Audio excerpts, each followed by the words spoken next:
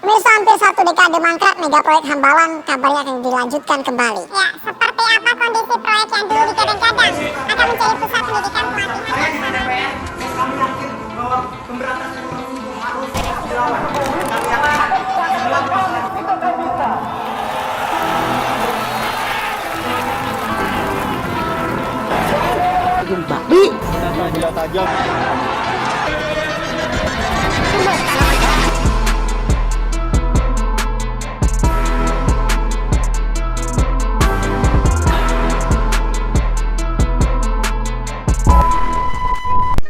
Akhir-akhir ini di media sosial ada beberapa masalah politik yang sedang mengungkit kisah pada masa lalu.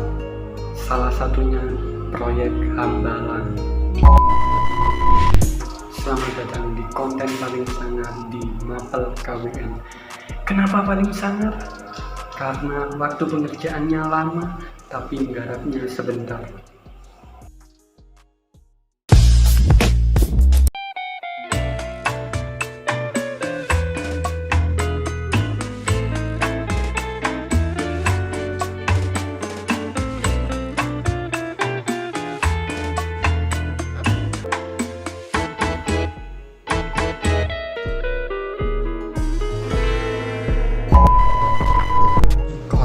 Tindak pidana korupsi.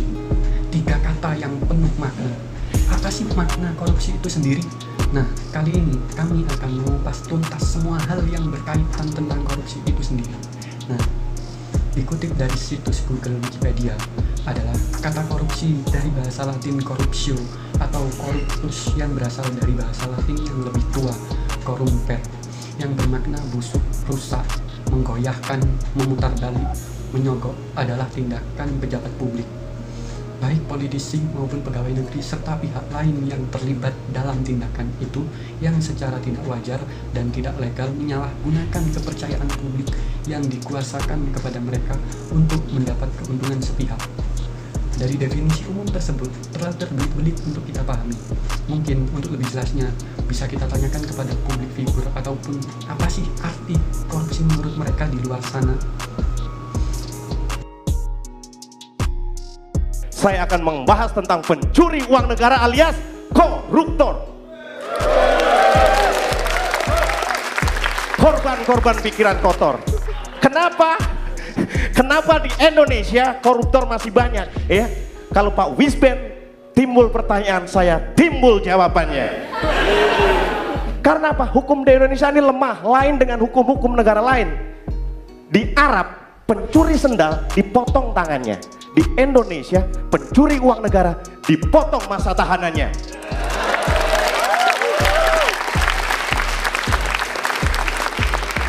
Di Cina, koruptor digantung kepalanya. Di Indonesia, koruptor digantung kasusnya. Katanya Indonesia sudah menerapkan yang namanya katakan tidak pada korupsi. Iya, banyak pejabat yang sudah menerapkan. Oh, Bapak korupsi? Oh, tentu tidak.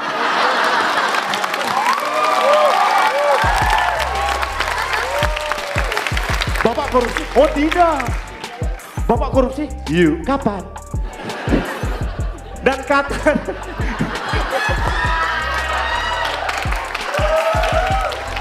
Dan katanya di Indonesia tahanan koruptor bisa keluar masuk penjara. Itu berita bohong. Yang benar adalah dia masuk dulu baru keluar, nggak balik-balik.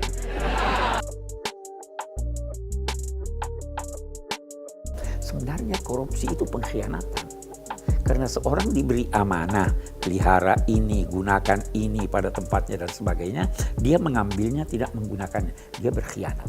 Nah, di situ dikatakan, itu di surat Ali Imran, di situ dikatakan siapa yang berkhianat, ghulul, ghalla, itu dia akan datang membawa apa yang diambilnya. Nah, mungkin itu adalah definisi umum tentang korupsi itu sendiri. Namun, jika kita lihat dari latar belakang koruptor, apa sih yang membuat mereka melakukan tindakan tersebut? Padahal, jika kita melihat dari sudut pandang hukum, akan sangat berat jika kita menyenangkan. Tetapi bagi sebagian orang, menjadi koruptor mungkin cara termudah atau memang satu-satunya cara untuk mendapatkan apa yang mereka inginkan. Suatu kali, suap merupakan cara mudah untuk menghindari hukuman. Untuk menjelaskan perilaku korupsi, ada beberapa faktor yang menyebabkan orang melakukan tindakan korupsi. Berikut teori yang paling umum. Faktor-faktor penyebab korupsi adalah yang pertama, mungkin adalah keserakahan atau yang biasa disebut dengan greed. Kemudian yang kedua ada kesempatan. Nah, kesempatan untuk kita mengambil keuntungan dari situ dengan dilakukannya tindakan korupsi. Yang ketiga, kebutuhan. Dan yang keempat adalah pengungkapan.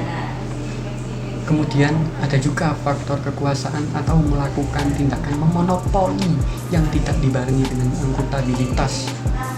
Lalu, dampak apa saja yang diterima dari tindakan pidana korupsi yang sudah kita jelaskan? Nah, dampak masif korupsi dapat dirasakan dalam berbagai bidang, antara lain dampak perekonomian, dampak sosial dan kemiskinan masyarakat, kemudian dampak birokrasi pemerintahan, yang keempat dampak politik dan demokrasi, yang kelima dampak terhadap penegakan hukum, yang keenam dampak terhadap pertahanan dan keamanan, dan yang ketujuh dampak kerusakan lingkungan. Meskipun studi tentang korupsi terus berjalan, namun belum ada solusi pasti dalam memberantas korupsi hingga saat ini. Sebab suatu cara menangani korupsi bisa efektif di suatu negara atau di satu wilayah, tapi belum tentu berhasil di negara lain.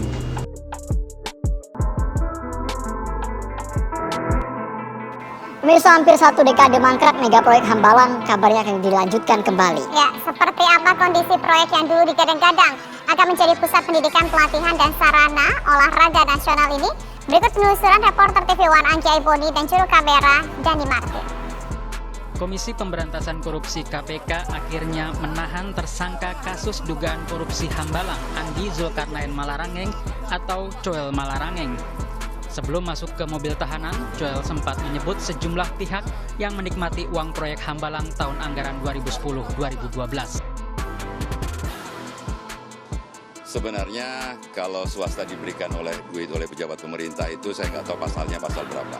Tetapi yang Anda perlu ingat bahwa pejabat pemerintah yang memberi uang kepada saya ya adalah Sesmenpora Wafid Muharam.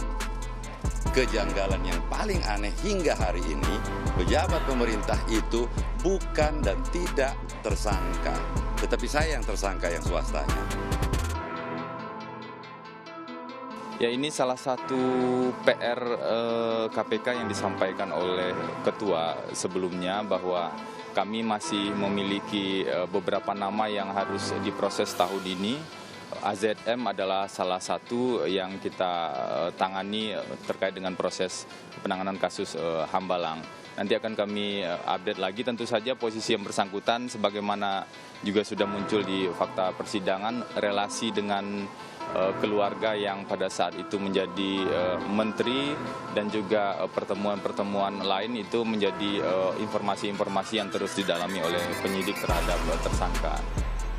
Kasus Hambalang sempat menjadi bahan saling kritik antara Presiden ke-6 Susilo Bambang Yudhoyono dan Presiden Joko Widodo. Saat melakukan safari politik di Pulau Jawa pada Maret 2016 lalu, SBY mengkritik Jokowi yang dinilainya terlalu berambisi membangun berbagai proyek infrastruktur di saat kondisi ekonomi di tanah air sedang lesu. Oleh karena itu saya tidak setuju kalau subsidi dihilangkan semua, menghilangkannya untuk membangun infrastruktur semata-mata, saya tidak setuju. Infrastruktur sangat penting. Di era saya juga kita bangun besar-besaran. Saya dengar Pak Jokowi juga begitu bagus. Tapi ingat, jangan sampai APBN diserap habis. Atau terlalu banyak yang dibawa ke infrastruktur, lantas untuk membantu rakyat kecil menjadi tidak ada. Karena apapun ini sudah menghabiskan anggaran yang triliun, yang perlu keputusan apakah dilanjutkan atau tidak dilanjutkan. Kalau dilanjutkan, untuk apa? Apakah masih seperti lama untuk sekolah olahraga atau mungkin dirubah? Bisa aja dirubah jadi Wisma Atlet misalnya, atau dirubah jadi untuk Pelatnas, atau dirubah jadi Rusunawa. Hambalang kembali menjadi pembicaraan setelah Presiden Joko Widodo mulai mempertimbangkan untuk membangkitkan kembali mega proyek komplek olahraga yang telah bertahun-tahun mangkrak itu.